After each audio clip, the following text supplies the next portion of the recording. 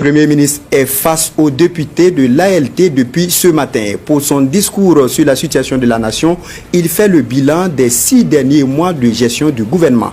De la lutte contre l'insécurité à la réduction du train de vie de l'État en passant par l'économie endogène.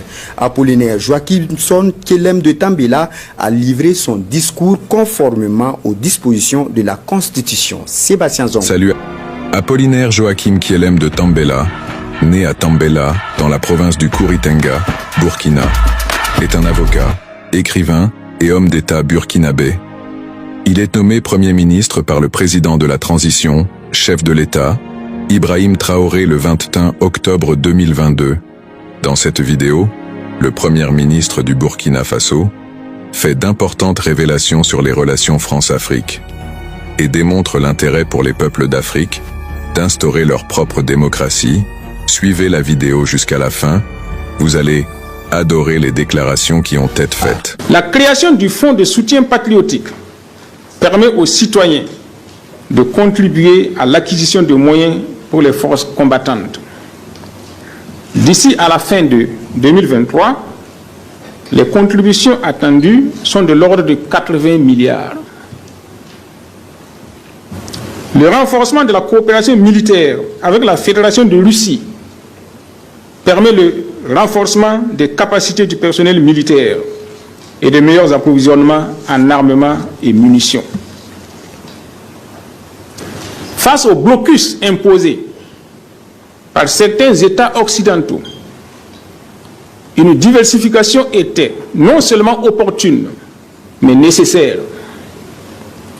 Nous avons également renforcé la coopération militaire avec la Chine et la Turquie.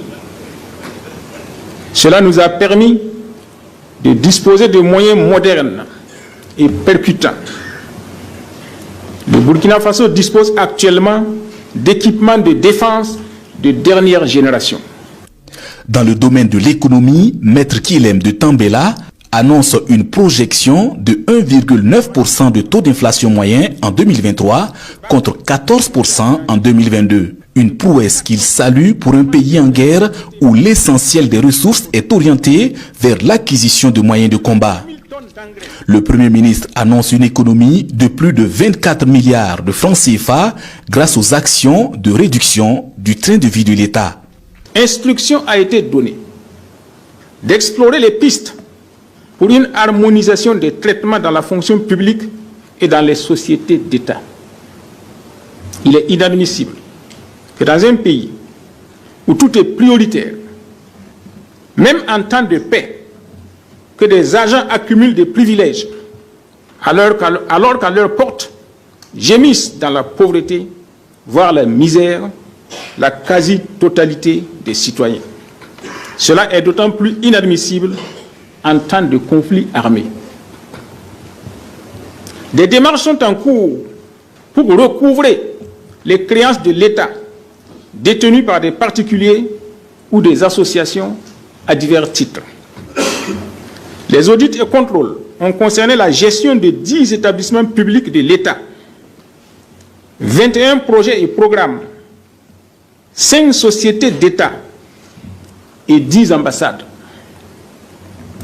Des insuffisances ont été relevées et des recommandations ont été formulées.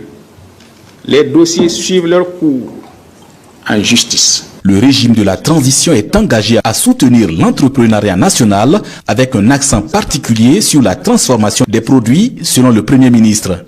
Et c'est ce qui justifie la création d'usines nationales dans plusieurs domaines, notamment dans les mines et la production d'engrais. Grâce à l'Agence pour la promotion de l'entrepreneuriat communautaire, le chef de l'État a pu poser la première pierre d'une usine de transformation de la tomate à Bobo-Dioulasso le 23 septembre dernier. Bientôt, ce sera à Tinkodgo d'avoir aussi son usine de transformation de la tomate et à Gawa d'avoir une usine d'extraction minière. Des démarches sont en cours pour réanimer le projet d'usine de transformation de tomates de Lumbila et pour la mise en place d'autres usines dans d'autres localités. Pour ce qui est de la culture, nous avons un projet d'instaurer des journées d'engagement patriotique pendant lesquelles les citoyens seront invités à rehausser les valeurs patriotiques dans leur comportement et dans leur consommation. La première phase de ces journées, pour une durée de 2 semaines, pourrait commencer le 26 mars. On se rappelle que c'est le 26 mars 1983 que Thomas Sankara s'est réellement révélé au public lors du discours qu'il a prononcé à la place du 3 janvier, qui deviendra par la suite la place de la Révolution, puis la place de la Nation, et de nouveau la place de la Révolution. Il faut partir à la conquête du monde par la route, le rail et les airs, selon Maître Kilem de Tambela. Il annonce la restructuration de Air Burkina et l'acquisition de nouveaux appareils dans les prochains jours. Dans le cadre de la refondation de l'État, le Premier ministre annonce une révision de la constitution burkinabé. Les constitutions des pays occidentaux sont fondées sur les réalités sociales, tout en s'inspirant des exemples et des expériences des autres peuples. C'est le chemin que nous avons toujours prôné pour l'adoption d'une nouvelle constitution. Nous n'avons jamais dit que la nouvelle constitution sera coupée de tout apport extérieur, mais qu'elle devra d'abord avoir pour fondement des ressources endogènes, avec en appui toute autre valeur qui ne contrevient pas aux valeurs consensuelles des Burkinabés. Pour ce qui est des relations internationales, le dynamisme du Burkina dans les relations internationales n'est plus à démontrer. Le régime de la transition s'affirme de plus en plus sur la scène internationale. Chacun se rappelle le discours fort du chef de l'État à Saint-Pétersbourg lors du 2e forum Russie-Afrique en juillet dernier.